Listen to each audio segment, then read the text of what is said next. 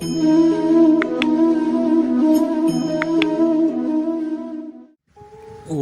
জননীং শারদাং দেবীং রামকৃষ্ণং জগদ্গুরুং পাদপদ্মে তয় শ্রিত্বা প্রণমামি মুহুর্মুহুর। নমস্কার। নিবেদিতার ভারত দর্শনের আজ 50তম পর্ব, অর্থাৎ অর্ধশত পর্ব। আজকের নিবেদিতার ভারত দর্শনে সমস্ত সত্রীদের এবং রামকৃষ্ণ বিবেকানন্দ অনুরাগী তথা নিবেদিতা অনুগামীদের আমি আমার হৃদয়ের গভীরতম অংশ থেকে সশ্রদ্ধ নমস্কার জানাই এবং শ্রদ্ধা জানাই। যারা 50টি পর্ব আপনাদের সামনে উপস্থাপিত করেছেন। এই প্যান্ডামিক সিচুয়েশন যখন প্রথম শুরু হয়েছিল, অর্থাৎ কোভিড-19 যখন ভারতবর্ষে তথা কলকাতায় মার্চ মাসে তার সূচনা ঘোষিত হয়েছিল, সেই এপ্রিল মাসের পর থেকেই আমাদের সাথে যখন কোনো অনুষ্ঠানে বা সভাগৃহে আমার আলোচনা শুনতে অনেকেই পাচ্ছিলেন না বলে, বিশেষ করে যেখানে যেখানে নিবেদিতার উপরে আমার ধারাবাহিক আলোচনাগুলি হচ্ছিল, সেখানকার দর্শকদের ভীষণ অনুরোধে এবং পানারাম চ্যানেলের পবিত্র সুর মহাশয়ের ঐকান্তিক প্রচেষ্টায় এই নিবেদিতার ভারত দর্শনের 50টি পর্ব আপনাদের সামনে উপস্থিত করতে পেরে আমি নিজে যেমন ধন্য হয়েছি, ধন্যবাদ এবং শ্রদ্ধা জানাই পবিত্র সুর মহাশয়কেও, যিনি আপনাদের সামনে আমাকে আরও নতুন করে পৌঁছে দেওয়ার সচেষ্ট হয়েছিলেন। অন্যান্য আলোচনার সাথে বিভিন্ন বিদ্যাসাগর, কখনো নেতাজি, কখনো স্বামীজি, কখনো শ্রীরামকৃষ্ণ, কখনো বলরাম মন্দির, রথযাত্রা এবং অন্যান্য বিষয় আলোচনার সাথে সাথে ধারাবাহিকভাবে যেটি প্রতি সপ্তাহে আপনাদের সামনে আমার উপস্থিতি,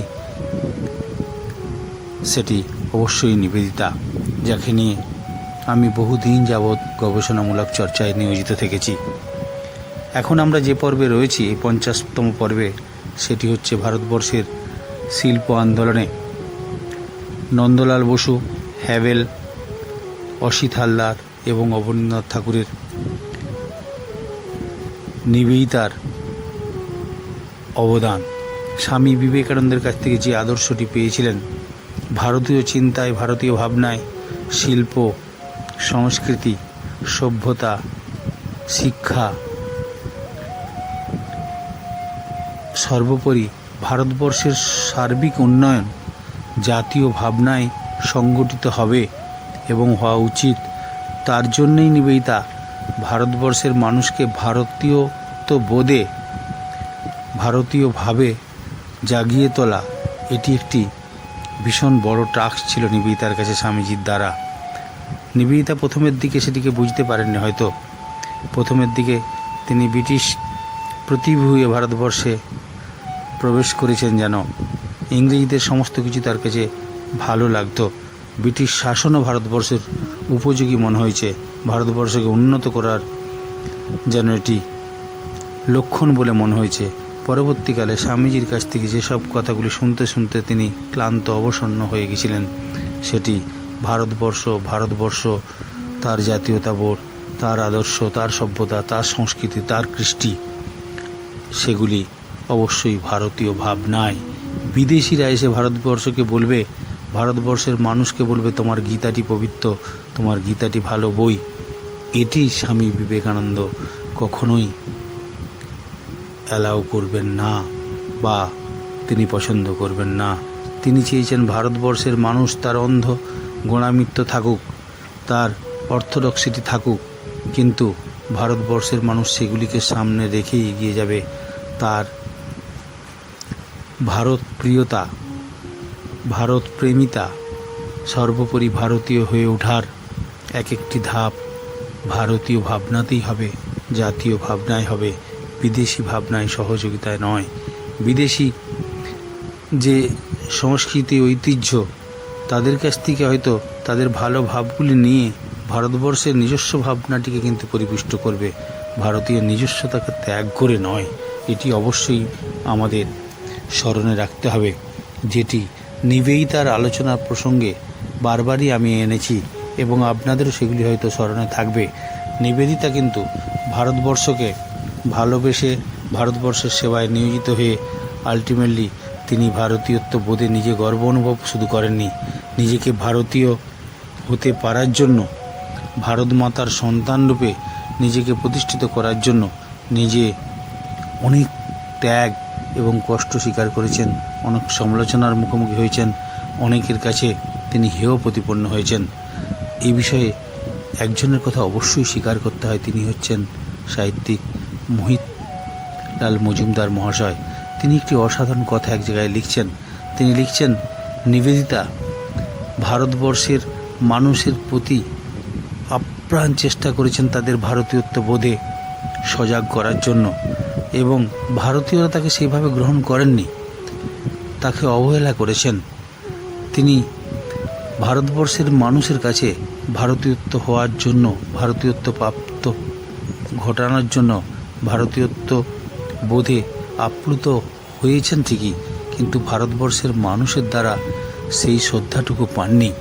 তিনি আপ্রাণ চেষ্টা করেছেন ভারতবর্ষের মানুষের সংস্কৃতির দুয়ারে এতটুকু জায়গা করে নেওয়ার চেষ্টা করেছেন, তাতে তাদের মনের জায়গা, মনের মণিকোঠায় যদি এতটুকু জায়গা করে নিতে পারেন, এই আশাতে, এই চিন্তাতে, অবশ্যই আজকে 150 বছর পরে যখন নিবেদিতাকে আমরা স্মরণ করছি, যখন ঠাকুরমা স্বামীজির এক আসনে তাকে রেখে পূজা করছি, আমার দেখে আবেগাশ্রুতে ভরা কণ্ঠে এতটুকু দ্বিধাবোধ করছি না যে নিবেদিতা সত্যি এর জন্যে তার পেছনের ইতিহাসটি সত্যিই খুব কষ্টদায়ক এবং ধৈর্যের পরীক্ষা দিয়ে দিয়ে তিনি এই জায়গায় উত্তীর্ণ হয়ে তবেই তিনি ঠাকুরমা স্বামীজির এক আসনে বসার অধিকার লাভ করেছিলেন।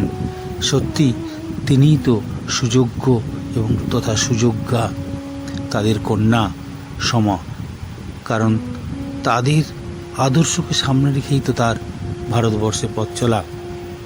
যে কথায় শুরু করেছিলাম অবনীন্দ্রনাথ ঠাকুরের কথা, অবনীন্দ্রনাথ ঠাকুর নন্দলাল বসুকে তিনি নানা বিচিত্র বিষয়ে নিবেদিতার দ্বারাই আত্মত্যাগ করিয়েছিলেন ভারতবর্ষের শিল্প আন্দোলনের মূল সত্তাটিকে। আমরা দেখব অবনীন্দ্রনাথ ঠাকুর মোগল যুগের বিভিন্ন শিল্প কলা, অজন্তা, রাজপুত বা দেশি ভাবনায় যে সমস্ত শিক্ষা তিনি ভারতবর্ষের শিল্পকলা থেকে চয়ন করে নিয়ে নিজের জীবনটিকে পূর্ণ করার চেষ্টা করেছিলেন, কিন্তু স্বামী বিবেকানন্দের শিল্পচিন্তা সম্পর্কে যখনই তিনি পৌঁছেছেন নিবেদিতার মাধ্যমে, তখন তার পথ চলাটি আরও মসৃণ হয়ে গিয়েছিল। অবনীন্দ্রনাথ ঠাকুর বা নন্দলাল বসু কেউই কিন্তু তেমনভাবে প্রস্তুত ছিলেন না ভারতবর্ষের সংস্কৃতির পেছনে যে অজন্তা ইলোরাতে যেসব সভ্যতা, সংস্কৃতির শিল্পকলাগুলি প্রতিষ্ঠিত রয়েছে সেগুলিকে ফিরে দেখার, যেটি কিন্তু নিবেদিতা তাদের চোখটি খুলে দিয়েছিলেন। স্বামীজিকে সাক্ষাৎ দেখেননি নন্দলাল, যদিও দেখার সুযোগ ছিল না তার, সেই ক্ষতি পুষিয়ে দিয়েছিলেন স্বামীজিরই মেজ ভাই মহেন্দ্রনাথ দত্ত। সিস্টার অবশ্য তার ভিতটা গড়ে দিয়েছিলেন, আর তার অবর্তমানে মহেন্দ্রনাথের ঘরে বসে শিল্প সংস্কৃতি সম্পর্কিত আলোচনা এবং তৎসম্পর্কে শিক্ষা লাভ করে নিতেন নন্দলাল নিজে। তাকে পূর্ণ দর্শন নামে অভিহিত করেছেন শিল্পী। এবার একটু দেখে নেওয়া যাক তার ছবিতে সিস্টারের সাদৃশ্যজনিত উপস্থিতি কী ছিল এবং কখন ছিল। সিস্টার নিবেদিতা রিলিফের যে মূর্তিটি আচার্য জগদীশচন্দ্র বসুর বিজ্ঞান মন্দিরে রাখা ছিল, তার ডিজাইন নন্দলালেরই করা। সেই রেখাচিত্র ছিল রিলিফের উত্তরণ হয় মারাঠি ভাস্কর কারমারকারের হাতে, শ্বেত পাথরের উপর লো রিলিফ। প্রায় 2 মাস লেগেছিল দুজনের তা শেষ করতে। ওই সময় কারমারকারের স্টুডিও ছিল কলকাতার ঝাউতলা রোডে। শ্রীরামকৃষ্ণের প্রথম মর্মর মূর্তি, যা এখন রাখা আছে কাশীর অদ্বৈত আশ্রমের মন্দিরে, তারই কিন্তু রচনা। এর আগে অবশ্যই নন্দলাল এঁকেছেন সতী। রবীন্দ্রনাথ সিস্টার নিবেদিতার জীবনকে সতীর তপস্যার সঙ্গে উপমিত করেছিলেন। নন্দলাল আঁকা দুটি ছবি, বিশেষ করে সতী এবং উমার তপস্যার জন্য তার চোখে জীবন্ত আদর্শ ছিলেন স্বয়ং সিস্টার নিবেদিতা।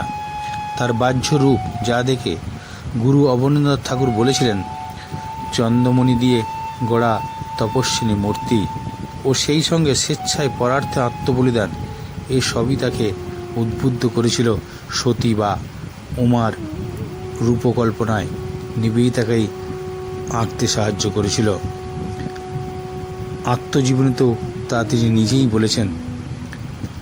তিনি লিখছেন এক জায়গায়, তাকে দেখেছি বেশ কবার।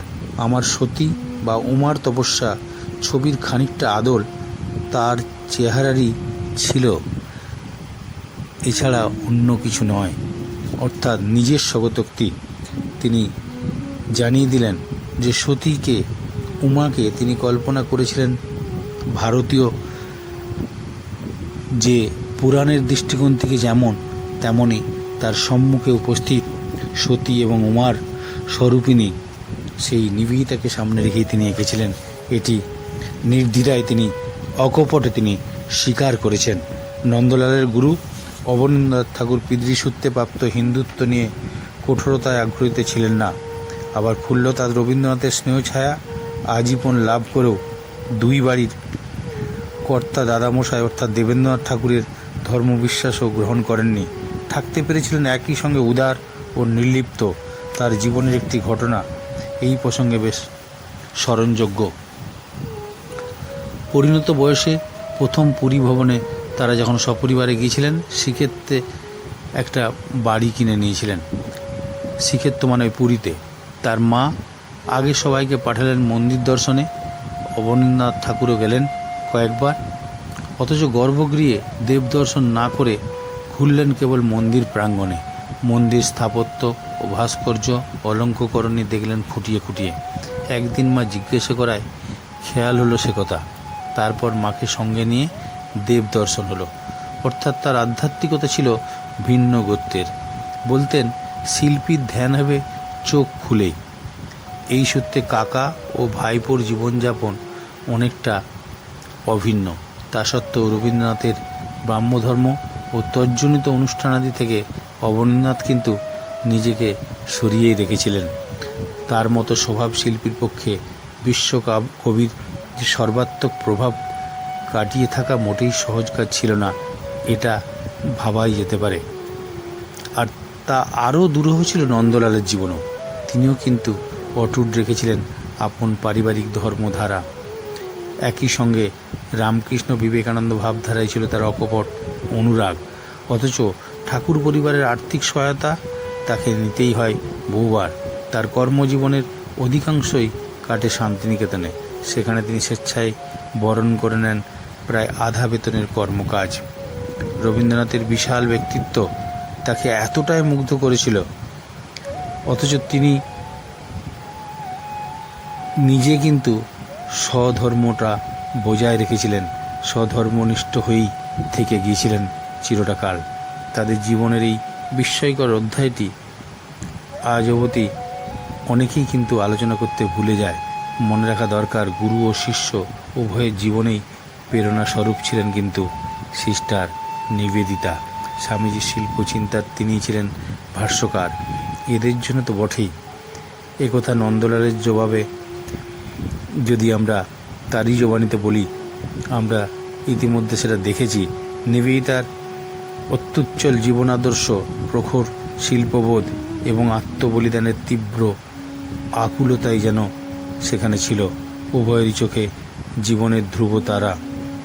এদের শৈল্পিক চোখে সিস্টার প্রকৃতই ছিলেন কাদম্বরীর মহাশ্বেতা, আত্মোৎসর্গতার সতী বা তপস্যানিরতা উমা।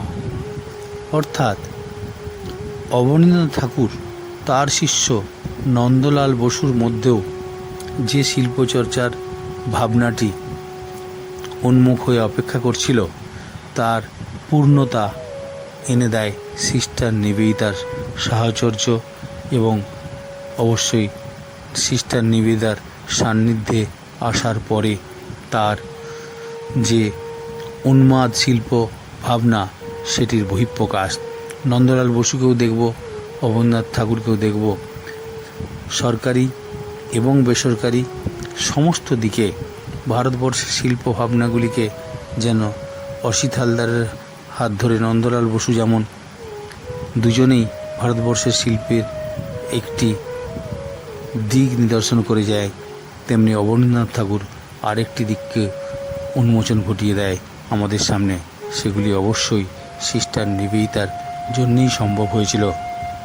আজকে অবনীন্দ্রনাথ ঠাকুরকে যে শিল্প বিপ্লবের মধ্যে খুঁজে পায়, সেই শিল্প বিপ্লবের পেছনে যার ভূমিকা সেটি অবশ্যই সিস্টার নিবেদিতা। একইভাবে নন্দলাল বসুর যে শিল্পচর্চা, স্বামী বিবেকানন্দের ভাবনায় ভারতবর্ষের যে শিল্প দৃষ্টি, সেটি নিবেদিতার চোখেই নন্দলাল বসু যেন খুঁজে পেয়েছিলেন। তার দৃষ্টিশক্তি তাকে প্রখর থেকে প্রখরত করে ভারতবর্ষের শিল্পস্তম্ভের মধ্যে প্রতিষ্ঠিত করে রেখেছে নন্দলাল বসুকে শিল্পাচার্য রূপে। সেই নন্দলাল বসু যুগ যুগ ধরে ভারতবর্ষে তথা বিশ্ববাসীর কাছে শিল্পাচার্য রূপে যেভাবে বিশ্বের মানুষকে আলোকিত করে শিল্প ভাবনায় তথা ভারতীয় শিল্প ভাবনায়, সেটি অবশ্যই নিবেদিতার দ্বারাই উন্মোচিত হয়েছিল। এটি অবনীন্দ্রনাথ ঠাকুরও স্বীকার করেছেন, নন্দলাল বসু স্বীকার করেছেন, অসিত হালদারও স্বীকার করেছেন, হ্যাভেলও স্বীকার করেছেন। গ্রিক সভ্যতার পেছনে যেমন যে শিল্প চিন্তাটি বহু যুগ যুগ ধরে লুকিয়েছিল, সেটি ভারতবর্ষের শিল্প বিপ্লবের কখনই আগে নয়, সেটি নিবেদিতা প্রমাণ করে দিয়ে গেছেন। ভারতবর্ষের শিল্প চিন্তা ভাবনা অজন্তা ইলোরা থেকেই বোধহয় বেশি করে প্রমাণ করে দেয় পাশ্চাত্যের তথা গ্রিক সভ্যতার থেকেও ভারতবর্ষের শিল্প বিপ্লব অনেক অনেক উর্বর এবং অনেক প্রাচীন। আজ ভারতবর্ষের শিল্প সংস্কৃতিতে অবনীন্দ্রনাথ ঠাকুর, নন্দলাল বসু, হ্যাভেল, অসিত হালদার সহ যে নিবেদিতার ভারতীয় শিল্প চর্চায় যে অবদান আলোচনা করতে গিয়ে আজকে শেষ পর্বে এই কটি কথা বলে শেষ করব যে ভারতবর্ষের এক একটি দিক দিয়ে সংস্কৃতির উপাদান যেগুলি শিল্প, সভ্যতা, শিক্ষা, বিজ্ঞান, চিকিৎসা, স্বাস্থ্য, সাহিত্য সমস্ত দিক দিয়ে একটি একটি করে পর্দা যেন নিবেদিতার দ্বারাই উন্মোচিত হয়েছিল, সেটি আমরা প্রমাণ করতে করতে এগিয়ে চলেছি নিবেদিতার ভারত দর্শনের এক একটি পর্বের মাধ্যমে। আজ নিবেদিতার ভারত দর্শনের 50তম পর্ব এখানেই শেষ করলাম। সকলে ভালো থাকুন। এর পরের দিনে যেহেতু রবীন্দ্রনাথ ঠাকুরকে নিয়ে নিবেদিতার একটি বিশাল পর্ব রয়েছে, আগামী সপ্তাহটি রবীন্দ্রনাথ ঠাকুরের জন্ম দিবস চলে আসছে 25শে বৈশাখ, তাই সেই পর্বে নিবেদিতা ও রবীন্দ্রনাথ প্রসঙ্গ নিয়ে বিশেষ আলোচনা শুরু হবে। তাতে আপনাদের সকলকে স্বাগত জানিয়ে আজকের নিবেদিতার ভারত দর্শনের 50তম পর্বটি এখানেই শেষ করলাম। সকলে ভালো থাকুন। ভারতবর্ষে যেভাবে করোনার দ্বিতীয় ওয়েভটি শুরু হয়েছে, সেখানে বহু মানুষের প্রাণ কেড়ে নিচ্ছে। মনে পড়ছে নিবেদিতার প্লেগে ভারত সেবায় অংশগ্রহণ। আজকে বোধহয় আবার নিবেদিতার প্রয়োজনীয়তা অনুভব করছি। এই করোনা ভাইরাসে মানুষের সেবায়, মানুষের পাশে, মানুষ যদি মানুষকে না পায়, কার দ্বারা মানুষ বেঁচে থাকবে? সেই সেবা ভাবটি যেন নিবেদিতার সেবা ভাবকেই স্মরণ করিয়ে দেয়। প্রায় 100 বছর আগে, 100 বছরেরও বেশি, 1999 সালের যেভাবে নিবেদিতা ভারতবর্ষের এই প্লেগ রোগে মানুষকে সেবায় ঝাঁপিয়ে পড়েছিলেন বিভিন্নভাবে স্বামীজির নির্দেশে, সেটি আজ ভীষণভাবে স্মরণযোগ্য। নিবেদিতাকে আমার শ্রদ্ধাপূর্ণ নমস্কার জানিয়ে সত্যিমণ্ডলীকে আমার হৃদয়ের গভীরতম অংশ থেকে শ্রদ্ধাঞ্জলি জানিয়ে শেষ করছি নিবেদিতার ভারত দর্শনের 50তম পর্ব। ওং অসতো মা সদ্গময় তমসো মা জ্যোতির্গময় মৃত্যুর মা অমৃতম গময় আবিরাবি এধি। ওং শান্তি শান্তি শান্তি। হরি ওং তৎসৎ। শ্রীরামকৃষ্ণার্পণমস্তু।